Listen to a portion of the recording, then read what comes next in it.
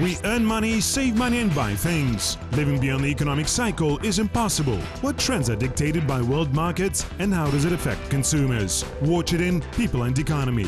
In this program you will know why culinary schools are so popular, what is the value of the fast food market in Kazakhstan, and what does the world's most expensive pizza consist of. Confectioner Alexander Smeknov baked his first pie when he was only 12. He often observed how his grandmother made rolls, and later it happened so that these childhood impressions had a significant impact on his career choice. It turned out that I became an orphan at the age of 6. We lived together with my brother and we had no choice but to cook for ourselves. One day when I finished my school, I was walking around the culinary college, so I decided to enter there and obtain some profession. At that time there were only 3 types of courses. I graduated the college and got the qualification of chef confectioner. After military service, I changed my profession several times. But finally, after 2 or 3 years, I started working as a cook and since then never changed my profession. Nowadays, 20 years on, Alexander achieved much in his business. He emphasizes that popularization of the values of his profession in the society, in particular national cuisine, is very important for him.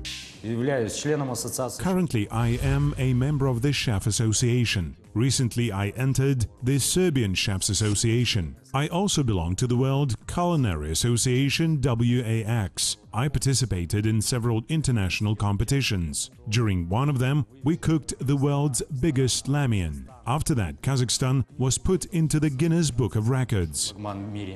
Currently, Alexander is a teacher in the Special Grill Academy, where masterclasses are held for those who want to learn to manipulate this equipment. Culinary schools, Smeknov says, are quite rare in Kazakhstan. Nevertheless, people's interest towards them continues to grow from year to year. Why grill? Well, Kazakhstan is located in the middle of the continent and this fact affects our culture. Our people consume a lot of meat, so I want to change their stereotypes a little bit and demonstrate that they can cook meat dishes by using grill. It is known that people around the world are taught to cook food on grill. Statistics show that many institutions are incapable to keep afloat on the market and close within the first 3 years. Of course, they are changed by new restaurant owners inspired by new ideas. I think that about 10 new restaurants are opened in Almaty every day, and the same number of restaurants is closed. Cafes and bars represent the first niche in the hierarchy of needs. In this case, we're talking about physical needs. In other words, whatever happens, people will always consume food. Probably because of that, people show more and more interest towards food preparation technologies. They can use their knowledge both at home by pleasing their family and friends, as well as for getting an additional or even principal income.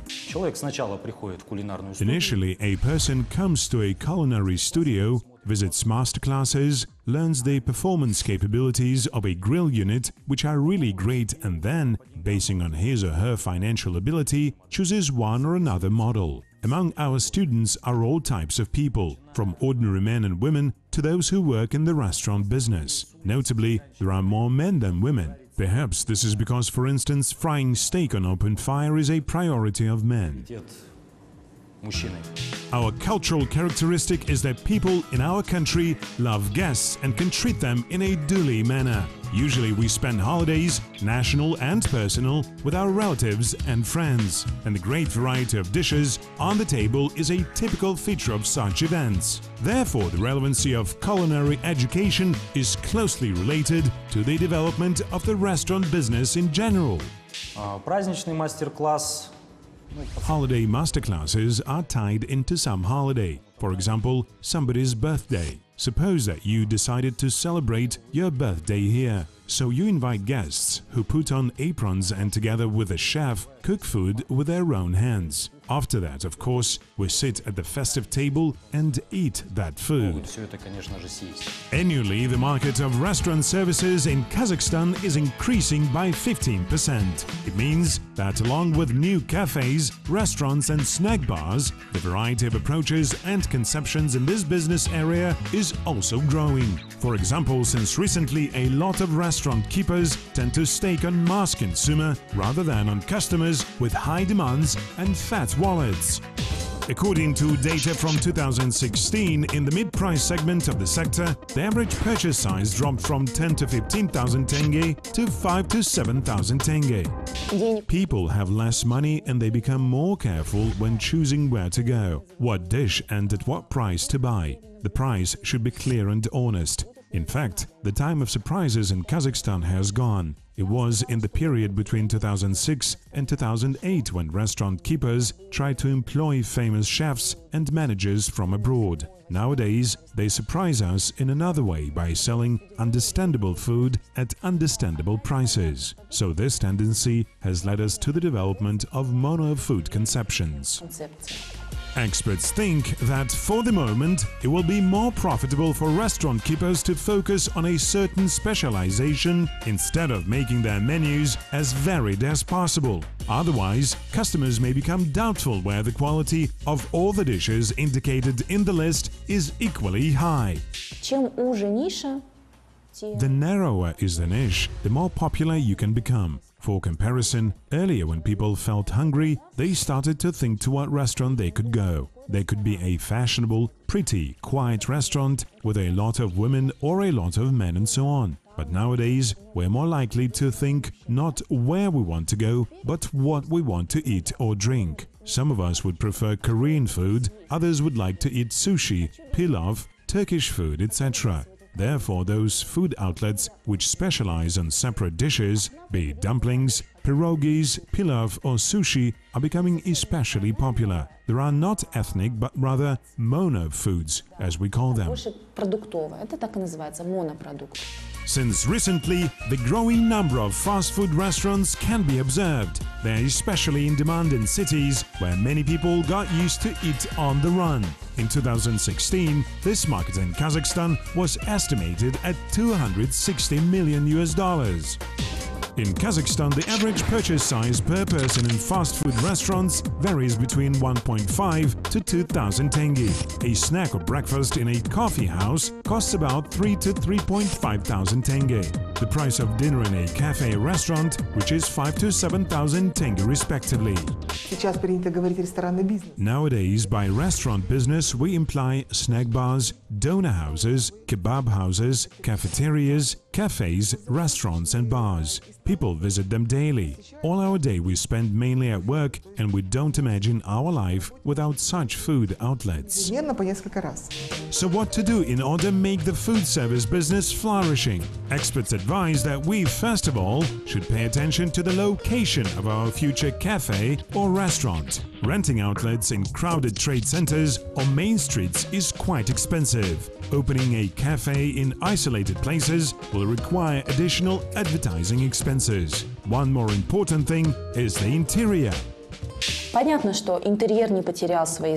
It is clear that interior and environment did not become irrelevant. For example, many restaurant keepers prefer loft design. On the other hand, everything looks half destroyed. We can see concrete and bricks are everywhere. On the other hand, everything is made at high-quality standards and sometimes for a large amount of money. So competing with other restaurants in terms of interior is becoming more and more difficult. From the list of all middle-class food outlets, experts distinguish coffee houses. Not so long ago, they came into lives of people of Kazakhstan and occupied a special place. According to the statistics, a quarter of the country's population regularly visit coffee houses. The average purchase amount in such food outlets does not exceed $15 per person. One coffee house sells more than 5,000 cups of coffee, experts say. At the same time, there has been extensive development of takeaway service or take-out food in Kazakhstan. This sector is considered the most mobile and fast-growing. Its annual growth reaches 25%. People of Kazakhstan spend up to $200 million on street food and often prefer snacks like these rather than eating in cafes. Food delivery services are also widespread in the country. According to the statistics, 60% of customers of food delivery services are men aged between 25 and 35. The most popular request foods are sushi, pizza and vegetarian dishes. The average purchase size makes up 3,000 to 5,000 tenge. Many beginning restaurant owners, while starting their business, prefer to buy a franchise rather than promote a new brand. Franchise has a number of advantages. Among them are tried and true mode of work, ready-made technologies, initially good reputation and support of the head office. In other words, minimization of any risks. Of course, first of all, we are talking about international network franchises. There are international networks of burger houses and coffee houses. Nowadays they are taking a niche which has not been occupied before. Nowadays, mass media often report about the growing number of restaurant keepers who move to Kazakhstan from other countries. Thus, Georgian, Indian, Japanese and Korean restaurants worthily compete with local ones. Millions of people visit food outlets daily and live there a great deal of money. For example, people in Europe spend on restaurants 10% and residents of CIS countries up to 15% of their incomes. The Americans are placed first. They leave more than $500 billion annually in cafes and other food outlets. Over the last year, the restaurant business continues to be one of the 5 most profitable businesses in the world. And it should be noted that more consumers are interested in unusual and even extreme food outlets. In Thailand, there are restaurants located on trees and forests. In the same Thailand, there is another restaurant. At first, you have to swim across the river in order to get into it. In Germany, there are restaurants where customers get naked. There are restaurants with no light. In such restaurants, customers have to eat in the dark, while waiters wear night vision devices. There is a restaurant where a table with 25 guests can be lifted to the air. There are also restaurants located on the sea bottom, near the seashore or at an abandoned plant. There is a restaurant where all the workers are midgets. For countries with developed tourism sector, restaurant business is of special importance. Indeed, delicious and varied meals can compete even with the most famous places of interest and cultural sites. According to the international survey data, from 27,000 tourists, 67% preferred traditional European cuisine, 47% of respondents Asian food, and 18% turned out to be lovers of American dishes.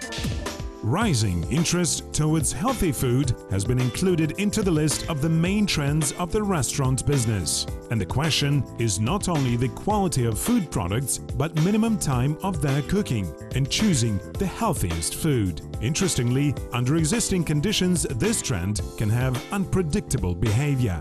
I disagree that healthy food is growing in popularity. For quite a long time, I observe concepts focused on healthy food. But how successful they are is a question, because ingredients of such quality are much more expensive than, for example, those tomatoes or cucumbers which can be bought on the market or from our suppliers. At the same time, I can see that many food outlets put emphasis not on healthy food but on vegetarian dishes. For me, it is a big pleasure. People are also attracted by such a format as Open Kitchen, when a customer can observe the process of cooking from the beginning to the end. Another trend is the usage of domestic food. On the other hand, it is dictated by the crisis, or in other words, by increasing prices for foreign ingredients. On the other hand, it depends on customers' aspiration for food natural for their region. Mobile cafes and restaurants, online food delivery services, and growing interest to national cuisines are the main trends of the last years, which will not become irrelevant in the future.